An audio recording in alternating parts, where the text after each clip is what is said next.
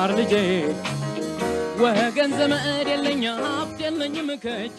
ሰላም ጤና ይስጥልን ውድ ተማሪዎች እንዴት ናችሁ? ይህ ከዋሸራ አካዳሚ የሚተላለፍላችሁ የ10ኛ ክፍል ባዮሎጂ ነው።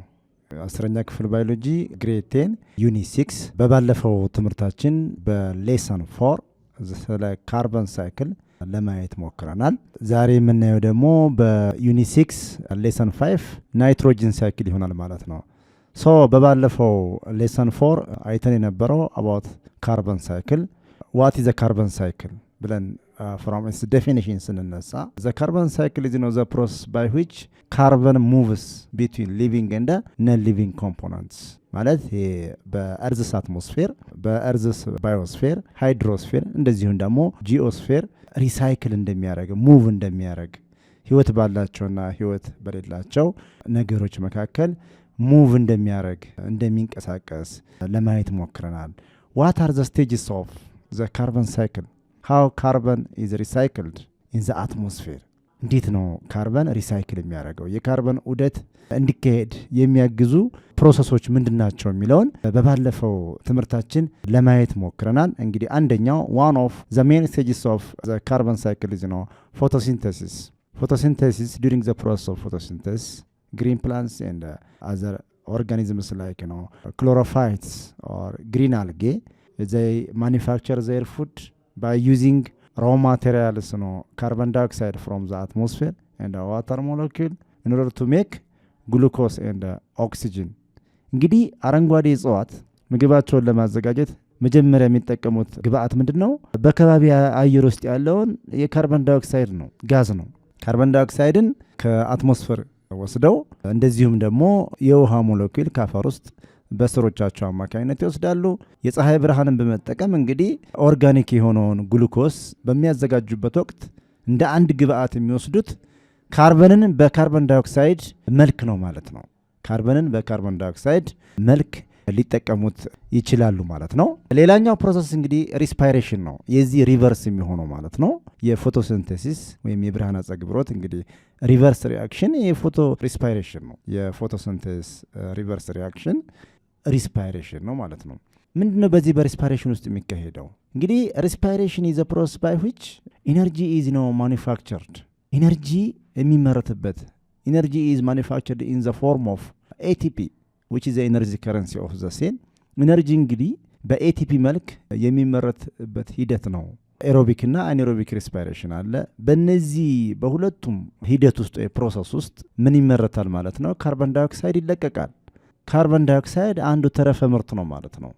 ከዚህ ከኤነርጂ ቀጥሎ ከኤቲፒ ጋር አብሎ የሚለቀቀው ምንድነው? ካርበን ዳይኦክሳይድ። ካርበን በካርበን ዳይኦክሳይድ መልክ ምን ሊሆን ይችላል ማለት ነው? ሪሊዝ ይደረጋል ማለት ነው። ሪሊዝ ይደረጋል። ሌላው ዲኮምፖዚሽን ነው። ሌላኛው የኖ ፕሮሰስ ዲኮምፖዚሽን ነው። ዲኮምፖዚሽን እነኚህ አበስፋሽ የሚባሉት ፈንገስና ባክቴሪያ አንድ ኦርጋኒክ የሆነ ፓርት ምን ይሆናል? ይፈራርሳል። በሚፈራርስበት ወቅት ካርበንን እንግዲህ በአፈር ውስጥ የመቀላቀል ሁኔታ ይፈጠራል ማለት ነው። ካርበንን በአፈር ውስጥ እንዲቀላቀል አድርገው እንዲቆይና ሪሳይክል እንዲያደርግ በኋላ ደግሞ እንደገና ፕላንቶች ወይም ሌሎች ኦርጋኒዝሞች ይህንን ካርበን ዑደቱን ጠብቆ ስራ ላይ እንዲውል ለማድረግ ይጠቀሙታል ማለት ነው። ሌላኛው እንግዲህ ኮምፐንሽን ብለን ያየነው ነው። ከፋብሪካ የሚወጡ ጭሶች አሉ። እንግዲህ ፋብሪካ አንዱ የሚለቀው ተረፈ ምርት ምንድነው? ካርበን ዳይኦክሳይድ ነው። ካርበን ዳይኦክሳይድ ነው። እንደዚሁም ደግሞ አንድ ነገር ሲቃጠል ምን ሪሊዝ ያደርጋል? ካርበንን በካርበን ዳይኦክሳይድ መልክ ወደ አትሞስፌር ይለቃል ማለት ነው። እንግዲህ በእነዚህ ሂደት ውስጥ እንግዲህ ካርበን ዑደቱን ሊያካሄድ ይችላል። ዋት ኢዝ ሊንክ ኦፍ ካርበን ሳይክል ዊዝ ግሎባል ክላይሜት የሚል ደግሞ ጥያቄ አንስተን ነበር በባለፈው ትምህርታችን። የካርበን ዑደት ከዓለም አቀፍ ሙቀት ጋር ምንድነው የሚያገናኘው ስንል እንግዲህ ዋነኛው ምንድነው? ካርበን ዳይኦክሳይድ ኢዝ ዘ ሜን ግሪን ሃውስ ጋዝ፣ አንዱ የግሪን ሃውስ ጋዝ ነው። ዚስ ካርበን ዳይኦክሳይድ ትራፕስ ሰን ላይት ኖት ቱ ኢሚት ባክ። እንግዲህ ይሄ ካርበን ዳይኦክሳይድ አንዱ የግሪን ሃውስ ጋዝ ነው። ይሄ ካርበን ዳይኦክሳይድ የፀሐይ ሙቀት ተመልሶ ወደ ኋላ ሪፍሌክት እንዳያደርግ ትራፕ አድርጎ የሚያስቀር አደገኛ ጋዝ ነው ማለት ነው።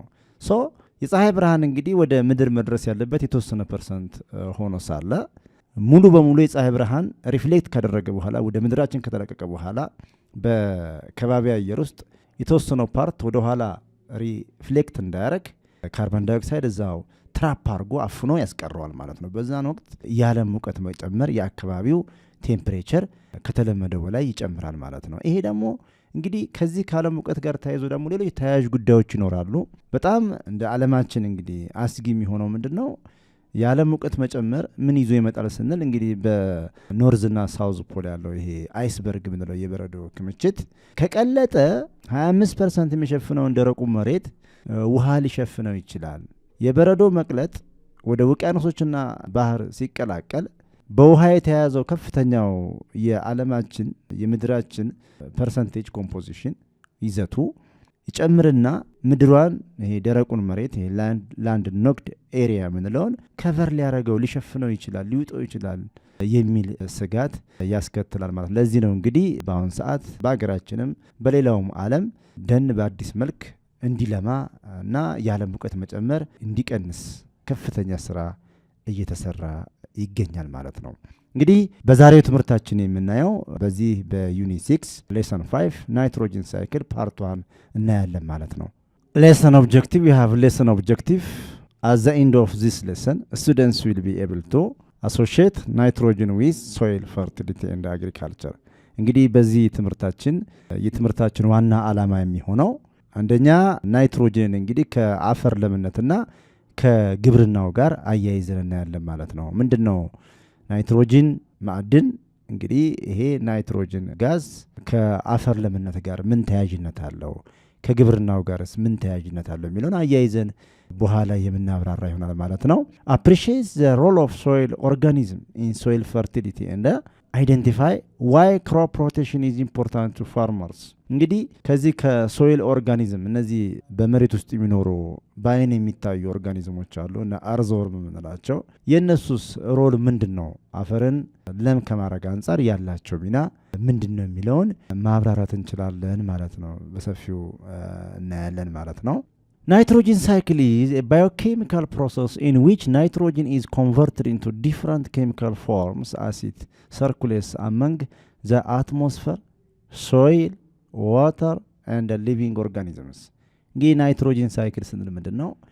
እንደ ሌሎች ማዕድናት እንደ ሌሎች ጋዞች ናይትሮጅን ይሄ አትሞስፌሪክ ናይትሮጅን መልኩን ቀይሮ ህይወት ባላቸውና ህይወት በሌላቸው ነገሮች ኮምፖነንትስ በሌላ መልክ ሰርኩሌት ያደርጋል፣ ሙቭ ያደርጋል ማለት ነው። ለምሳሌ በአትሞስፌር ውስጥ በአፈር ውስጥ ሶይል፣ በውሃ ውስጥ ዋተር እንደ አዘር ሊቪንግ ኦርጋኒዝምስ ሌሎች ህይወት ባላቸው ኦርጋኒዝሞች ውስጥ ምን ያደርጋል? ሰርኩሌት ያደርጋል ማለት ነው። ዘ ሜን ስቴጅስ ኦፍ ናይትሮጅን ሳይክል ምንድናቸው? የናይትሮጅን ዑደት እንዲካሄድ የሚያግዙ ሂደቶች ወይም ስቴጆች እነማን ናቸው የሚለውን እንግዲህ በስፋት እናያለን ማለት ነው። the first stage of nitrogen cycle is nitrogen fixation። ይሄ እንግዲህ conversion of atmospheric nitrogen into other forms especially into ammonia or nitrate. Atmospheric nitrogen is converted into ammonia NH3 or nitrate NO-3 by bacteria or through ኢንዱስትሪያል ፕሮሰስ። እንግዲህ በዚህ በናይትሮጅን ፊክሴሽን ይሄ ናይትሮጅን ፊክሴሽን የምንለው እንግዲህ ምንድነው? ይሄ አትሞስፌሪክ ናይትሮጅን ወዴት ይቀየራል ማለት ነው? ወደ አሞኒያና ወደ ናይትሬት መቀየር አለበት። እጽዋቶች ይህንን አትሞስፌሪክ ናይትሮጅን በከባቢ አየር ውስጥ የምናገኘውን ይሄ ዳይአቶሚክ ኤሌመንት በቀላሉ በቀጥታ ሊጠቀሙት አይችሉም። ምክንያቱም እነሱ ይሄ አትሞስፌሪክ ናይትሮጅን ምንድነው? ስቴብል ነው፣ ኢነርት ጋዝ ነው፣ ስቴብል ነው፣ በትሪፕል ቦንድ የተያያዘ ነው። ስለዚህ በቀላሉ እጽዋቶች ይህንን ሊጠቀሙት የማይችሉበት ዋነኛው ምክንያት ምንድን ነው?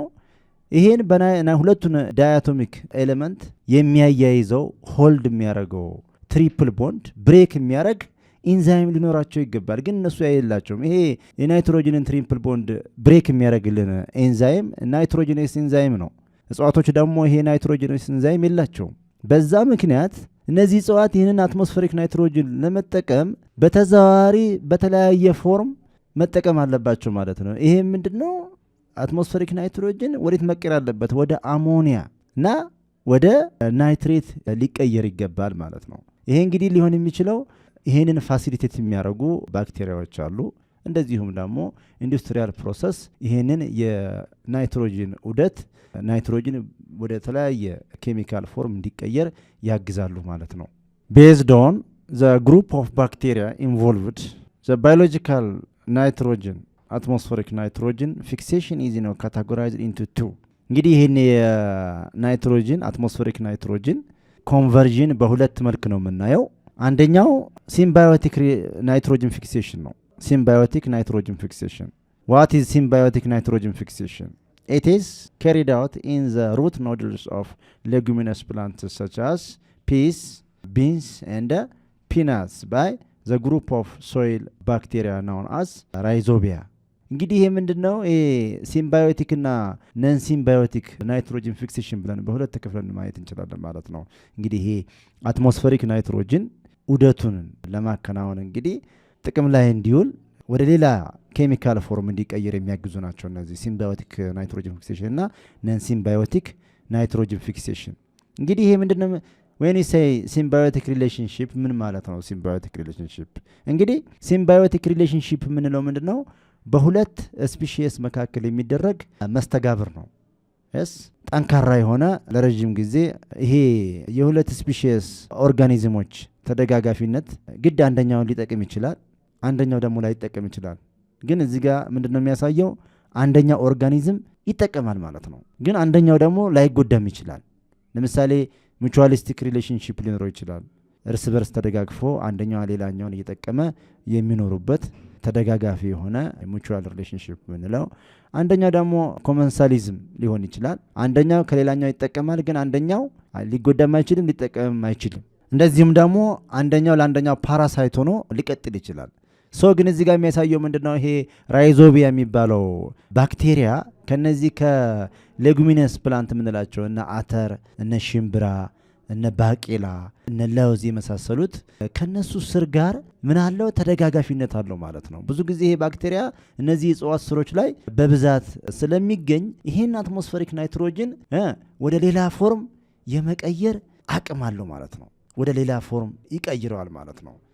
በተለይ ይሄ አትሞስፌሪክ ናይትሮጅን በዚህ በራይዞቢያ ወደ ሌላ ፎርም መቀየር ይችላል። Rhizobia form a symbiotic association with leguminous plants and form the root nodules where nitrogen is reduced into ammonia.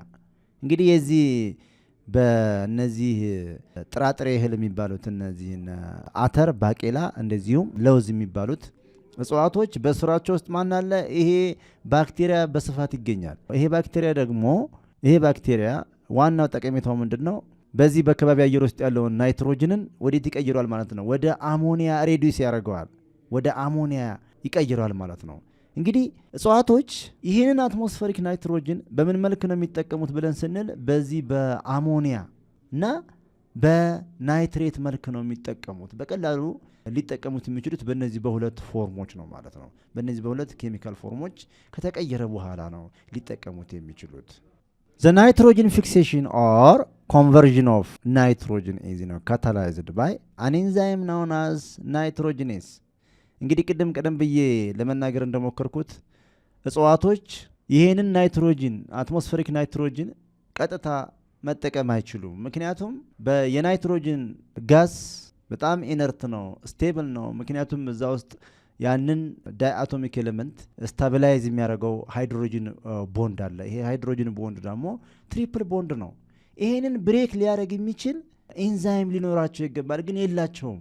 ስለሌላቸው ይሄንን ደግሞ ኤንዛይም ይሄንን ጋዝ ካታላይዝ የሚያደርግ ይሄንን ቦንድ ካታላይዝ የሚያደርግ የሚሰባብር ባክቴሪያዎች ሊኖሩ ይገባል። እነዚህ ባክቴሪያዎች ደግሞ የምናገኛቸው እነዚህ ሌጉሚነስ ፕላንት በእነዚህ በአተር፣ ባቄላ እና ለውዝ የመሳሰሉት እጽዋት ስሮች ውስጥ እነዚህ ባክቴሪያዎች ስለሚገኙ ራይዞቢያ የሚባሉት ባክቴሪያዎች ይሄ ኤንዛይም ስላላቸው አትሞስፌሪክ ናይትሮጅንን ወደ አሞኒያና ናይትሬት በመቀየር እጽዋቶች እንዲጠቀሙት ያደርጋሉ ማለት ነው።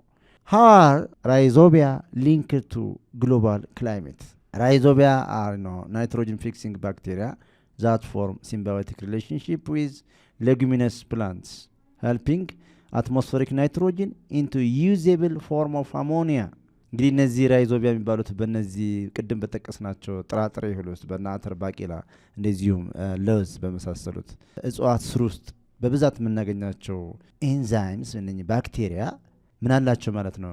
ናይትሮጂኔስ የሚባል ኤንዛይም ስላላቸው ይሄን አትሞስፌሪክ ናይትሮጅን እዚህ ጋር እንደምታዩት ወዴት ይቀይሩታል?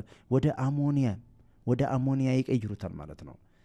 እጽዋቶች በዚህ መልክ እንግዲህ ናይትሮጅንን በአሞኒያ እና በናይትሬት ፎርም ይጠቀሙታል። ወደ አሞኒያ ቀይረው አሞኒያን በቀላሉ አሲሚሌት ማድረግ ይችላሉ ማለት ነው። Their link to global climate is significant in several ways. The link of rhizobia to global climate ምንድነው ያለው ግንኙነት ወይም ሊንኩ ምንድነው የሚለውን ስናይ እንግዲህ ወሳኝ ነጥቦችን ማየት እንችላለን።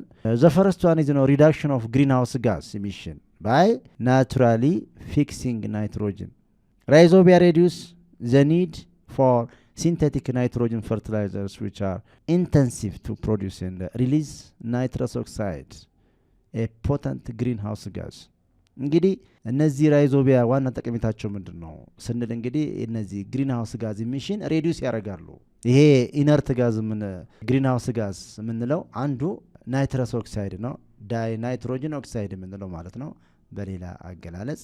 ይሄ ጋዝ ደግሞ እንዳይፈጠር ያደርጋሉ ማለት ነው። እንደዚሁም ደግሞ ይሄ ሲንቴቲክ ናይትሮጅን ፈርቲላይዘር ለማምረት ከፍተኛ ወጪና አቅም የሚጠይቀውን ይቀንሱታል ማለት ነው፣ ይቀንሳሉ ማለት ነው። በቀላሉ እጽዋቶች እንግዲህ ይሄን አትሞስፌሪክ ናይትሮጅን በአሞኒያ መልክ እንዲጠቀሙና ሌላ ወጪ እንዳይፈጥር የራሳቸውን ሚና ይጫወታሉ ማለት ነው። በተለይ ይሄ ፖተንት ግሪንሃውስ ጋዝ እንዳይለቀቅ የራሳቸውን የሆነ አስተዋጽኦ ያደርጋሉ። ምክንያቱም አትሞስፌሪክ ናይትሮጅን ወደ ሌላ ኬሚካል ፎርም ስለሚቀይሩት ይሄ ኢነርት ጋዝ ወደ ግሪንሃውስ ጋዝ ሊቀየር አይችልም ማለት ነው። The other important linkage is soil carbon sequestration. Healthier plants are supported by rhizobia contribute to increased biomass and organic matter in the soil, enhancing carbon sequestration and mitigating climate change. እንግዲህ ሶይል ካርቦን ሰኩዌስትሬሽን እንግዲህ ምንድነው? ይሄኛው በአፈር ውስጥ ያለውን የካርበን ማዕድን ምን ማድረግ ነው? ካርበንን ማዳበር ነው ማለት ነው። በተለይ እጽዋቶች በአግባቡ ኦርጋኒክ ማዕድናትን አብዞርቭ ለማድረግ የአፈር ለምነት እንዲጨምር የሚያደርግ አስተዋጽኦ አለው ማለት ነው። እጽዋቶች እንግዲህ በቀላሉ ይሄን ራይዞቢያ በመጠቀም የላመ አፈር ለእጽዋቶች እድገት እንዴት አስፈላጊ እንደሚሆን የአፈር ለምነትን በመጨመር ኦርጋኒክ ማተር ኢን ዘ ሶይል ኢንሃንስ ዘ ግሮዝ ኦፍ ፕላንትስ የእጽዋቱ እድገት እንዲፋጠን በጣም የክላይሜት ቼንጅ ደግሞ እንዲቀንስ እንዲሻሻል ከፍተኛ የሆነ አስተዋጽኦ ያደርጋል ማለት ነው። ምክንያቱም የካርበን ዳይኦክሳይድ ልቀት በከባቢ አየር ውስጥ ከጨመረ ክላይሜት ቼንጅ ይመጣል። ይሄ እንዳይሆን ደግሞ ምን ያደርጋል ማለት ነው? የመቀነስ ሁኔታ ካርበን ወደ አፈር ውስጥ በመቀላቀል የአፈርን ኦርጋኒክ ይዘቱ እንዲጨምርና ለእጽዋት እድገት ምቹ እንዲሆን የማድረግ ከፍተኛ ሚና ይኖራቸዋል ማለት ነው። The third one is climate resilience.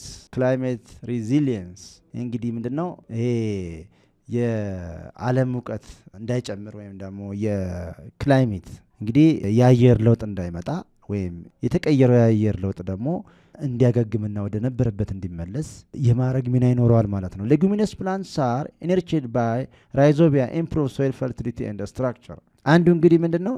ይሄ ራይዞቢያ የአፈር ለምነትን ይጨምራል። ይሄንን አትሞስፌሪክ ናይትሮጅን ወደ አሞኒያ ሲቀይር እጽዋቶች በቀላሉ ይጠቀሙበታል። እንደዚሁም ደግሞ የአፈር ለምነት ይጨምራል።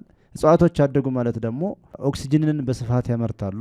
ስለዚህ የአየር ለውጥ እንዳይመጣ ባላንሱን እንዲጠብቅ ሚዛኑን እንዲጠብቅ ያደርጋል ማለት ነው። ሌላኛው the other is impact on nitrogen cycle.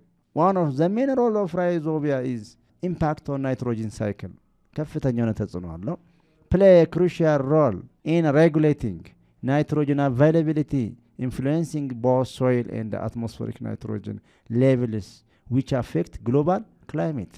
ልቅድም እንዳልነው ማለት ነው። በጣም ይሄ ራይዞቢያ የሚባሉት ባክቴሪያዎች እንግዲህ የካርበን የናይትሮጅን ጋስ ወደ ሌላ ኬሚካል ፎርም በመቀየር እጽዋቶች በቀላሉ እንዲጠቀሙት ዑደቱን እንዲያካሂድ የአፈር ለምነት እንዲጨምር እጽዋቶች እድገት እንዲፋጠን የአካባቢ የአየር ንብረት ሚዛኑን ጠብቆ ሳይቀያየር እንዲቀጥል ያለ ሙቀት መጨመር እንዳይጨምር ከመቀነስ አንጻር ከፍተኛ የሆነ አስተዋጽኦ ያደርጋል። አሁን የናይትሮጂን ጋዝ ወደ ሌላ ፎርም መቀየር እጽዋቶች እንዲጠቀሙት ያደርጋል። እጽዋቶች የተጠቀሙት ማለት ደግሞ በቀላሉ ይሄንን ናይትሮጂን እንግዲህ ተጠቅመው ፕሮቲን እንዲያመርቱ እንደዚሁም ደግሞ እጽዋቶች የሚያስፈልጋቸውን ግብአት አገኙ ማለት ኦክሲጅንን ማምረት ይችላሉ። ኦክሲጅንን አመረቱ ማለት ደግሞ በየከባቢ አየሩ ሚዛኑን መጠበቅ ይችላል ማለት ነው። ሚዛኑን መጠበቅ ይችላል። ያለ ሙቀት መጨመርም እንዲቀንስ ከማድረግ አንጻር ከፍተኛ የሆነ አስተዋጽኦ ይኖራቸዋል ማለት ነው። ዚያዘሪዚ ነው ነን ሲምባዮቲክ ናይትሮጂን ፊክሴሽን። ሁለተኛው እንግዲህ ያየነው ቅድም ሲምባዮቲክ ናይትሮጂን ፊክሴሽን አይተናል። ስለነ ሉጉሚነስ ፕላንት ስለነ ራይዞቢያ ባክቴሪያዎች አውርተናል። አሁን ደግሞ የምናየው ስለ ነን ሲምባዮቲክ ናይትሮጂን ፊክሴሽን ነው። እንግዲህ ዚስ ነን ሲምባዮቲክ ናይትሮጂን ፊክሴሽን it is carried out by free living soil bacteria independent of other species free living bacteria belonging to the genera Azotobacter and Klebsiella የምንላቸው ባክቴሪያዎች እነዚህ ደግሞ ራሳቸውን ችለው በነፃነት የሚኖሩ ባክቴሪያዎች ናቸው። ከሌላ ስፒሺስ ጋር ዲፔንድ ሳይሆኑ ሙቹዋል ሪሌሽን ሳይኖራቸው ሲምባዮቲክ ሪሌሽን ሳይኖራቸው በራሳቸው ፍሪሊ የሚኖሩ ባክቴሪያዎች ናቸው። እነዚህ ደግሞ ይሄ ናይትሮጂን ውደቱን እንዲጠብቅ በከባቢ አየር ውስጥ በባዮስፌር፣ በጂኦስፌር፣ ሊቶስፌር በመሳሰሉት ሪሳይክል እንዲያደርግ አስተዋጽኦ የሚያደርጉ ናቸው። ዚስ ባክቴሪያ ሬዲዩስ ናይትሮጂን ጋስ ኢንቱ አሞኒየም የቅድሞቹ እነ ራይዞቢያ ባክቴሪያ አትሞስፌሪክ ናይትሮጂን ወደ አሞኒያ ነው የሚቀይሩት፣ ወደ አሞኒያ። እነዚህኞቹ ደግሞ ነን ሲምባዮቲክ ናይትሮጂን ፊክሲንግ ባክቴሪያዎች ደግሞ እነ አዞቶባክተር እና ክለብሴላ የሚባሉት ደግሞ ይህንን አትሞስፌሪክ ናይትሮጂን ወዴት ይቀይሩታል? ወደ አሞኒየም ነው የሚቀይሩት፣ ወደ አሞኒየም ይቀይሩታል። ዩዜብል ፎርም ኦፍ ናይትሮጂን that can be used by plants. Atmospheric nitrogen is converted into ammonium by Azotobacter. በእነዚህ ባክቴሪያዎች አማካይነት ይሄ አትሞስፌሪክ ናይትሮጂን ወደ አሞኒየም ዩዜብል ፎርም ይቀየራል ማለት ነው። አሞኒየም can either be used by plants or oxidized into nitrates by nitrifying bacteria. ይሄ አሞኒየም ደግሞ በሌላ መልክ እንደገና እጽዋቶች በሌላ ፎርም ሊጠቀሙት ይችላሉ። ይሄ ምንድነው? ወደ በናይትሬት ፎርም ሊጠቀሙት ይችላሉ። በምን? በናይትሪፋይንግ ባክቴሪያ። ይሄንን አሞኒየም ወደ ናይትራይት ከዛ ወደ ናይትሬት የሚቀይሩ ደግሞ ሌሎች ባክቴሪያዎች ይኖራሉ ማለት ነው። ሁለተኛው ፕሮሰስ የምናየው ቅድም ናይትሮጂን ፊክሴሽን አይተናል። the second process or stage in the nitrogen cycle is nitrification የቅድሙ ናይትሮጂን ፊክሴሽን ነው። አሁን ደግሞ ናይትሪፊኬሽን ነው። Nitrification, this is microbial process in which ammonia is sequentially oxidized, then converted first to nitrite, then to nitrate. እንግዲህ ይሄ ናይትሪፊኬሽን ደግሞ ወደ ናይትራይት እና ወደ ናይትሬት የመቀየር ሂደት ነው ማለት ነው። እንግዲህ እነ አዞቶባክተር የሚባሉት ፍሪ ሊቪንግ ነን ሲምባዮቲክ ባክቴሪያዎች ምንድነው የሚያደርጉት? አትሞስፌሪክ ናይትሮጂን ወደ ይቀይሩታል ብለናል። ወደ አሞኒየም ነው የሚቀይሩት። ይሄንን አሞኒየምን ደግሞ በናይትሬት መልክ እንዲጠቀሙ የሚያደርጉ ደግሞ ይሄ ሌላ ፕሮሰስ አለ። ይሄ ናይትሪፊኬሽን የምንለው ፕሮሰስ ነው። አሞኒያን ወደ ናይትሬት እንዲጠቀሙ የሚያደርጋቸው ደግሞ ሌሎች ባክቴሪያዎች አሉ። እነዚህ ባክቴሪያዎች እነማን ናቸው? ናይትሮሶሞናስ ባክቴሪያ። ዚዝ ናይትሮሶሞናስ ባክቴሪያ ኮንቨርት አሞኒያ ኢንቱ ናይትራይት ዘን ቱ ናይትሬት። ዚዝ ናይትሮሶሞናስ ባክቴሪያ ኦክሲዳይዝ አሞኒያ ኢንቱ ናይትራይት። እነዚህ እዚህ ጋር የምናገኛቸው ናይትሮሶሞናስ እነ ናይትሮባክተር በቅደም ተከተል አሞኒያን ወደ ናይትራይት ከዛ ደግሞ ወደ ናይትሬት የሚቀይሩ ናቸው። ናይትሮሶሞናስ እዚህ ጋር እንደምታዩት ናይትሮሶሞናስ ባክቴሪያ አሞኒያን ወደ ናይትራይት ኦክሲዳይዝ ያደርጋል፣ ይቀይራል ማለት ነው። ዚስ ኢዝ አሞኒያ። ይሄ አሞኒያ ነው።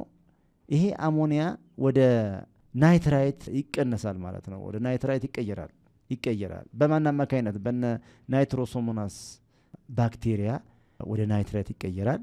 እዚህ ጋር እንግዲህ ኦክሲዴሽን ፕሮሰስ አለ። እዚህ ጋር እንደምታዩት ሪአክሽኑ ይሄ አሞኒያ ወደ ናይትራይት እንዴት ኦክሲዳይዝ እንደሚሆን ያሳየናል ማለት ነው። ሁለተኛ የምናያቸው ጠቃሚ ባክቴሪያዎች ደግሞ ናይትሮባክተር ባክቴሪያ የምንላቸው ናቸው።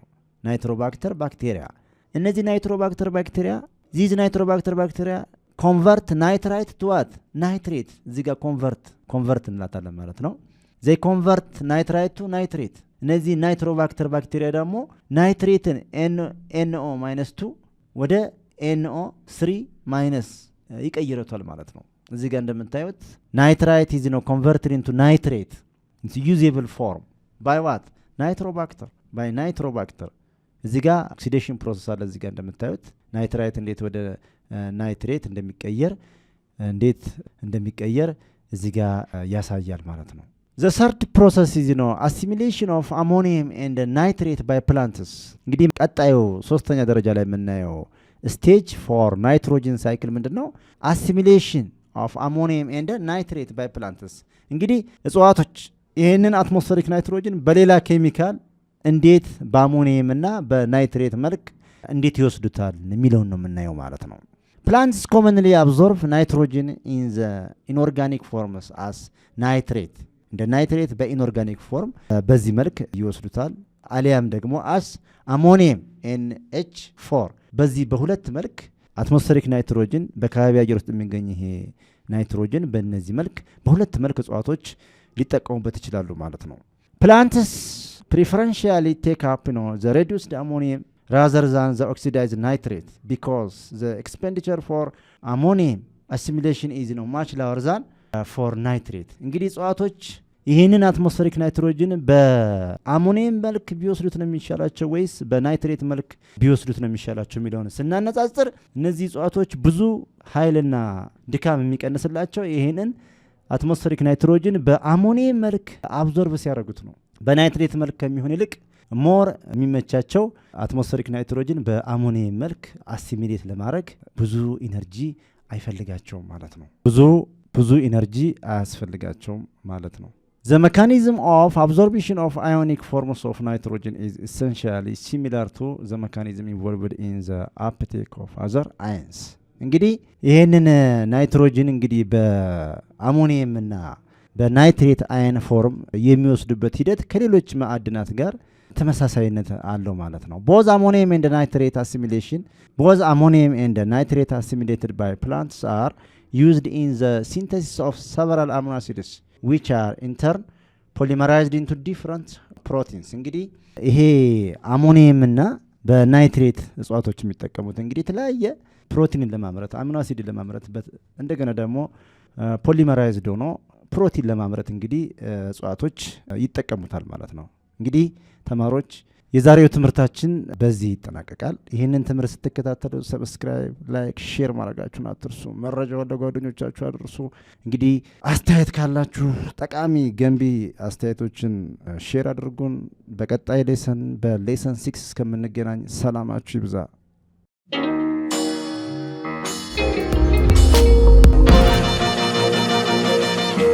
ፀሐይ ነው ላልተማረ ሰው ግን ቀኑ ጨለማ